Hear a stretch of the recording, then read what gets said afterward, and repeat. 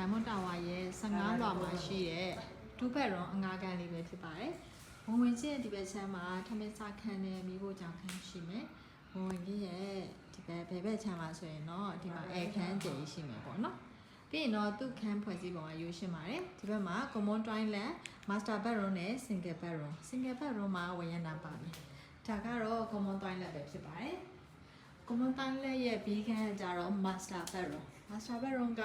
ဒီနေ့မှအကျယ်ရှိပြီးတော့ဟိုဘက်က city view ကိုမြင်ရမယ်ပေါ့နော်ဒီမှာတော့ facility အပြည့်အဝပါတယ်မွေရာတွေဂရင်တွေဗီဒီယိုတွေပေါ့နော်အကုန်လုံးပါမယ်မှန်တင်ခုံလေးလည်းပါမယ်ပေါ့နော်ဒီ master bedroom ပြီးရင်တော့ဒီဘက်က single room ပေါ့နော်ဒီ single room ကတော့ဒီနေ့မှပါတယ်လင်းအောင်ရတဲ့အပြင်ဝရဏအကျယ်လေးလည်းပါတယ်ဒီဝရဏကတော့ဒီဘက်က city view မြင်ရမယ်ပေါ့နော်ဒါတော့ Diamond Tower ရဲ့15လွှာမှာရှိတဲ့အငါခန်းလေးပဲဖြစ်ပါတယ်။အငါစင်းလုံးရတော့တစ်လောက်18သိန်းအပြောင်းလဲရှိပါမယ်။ညီနိုင်လို့ရပါမယ်ရှင်။ကျေးဇူးတင်ပါတယ်။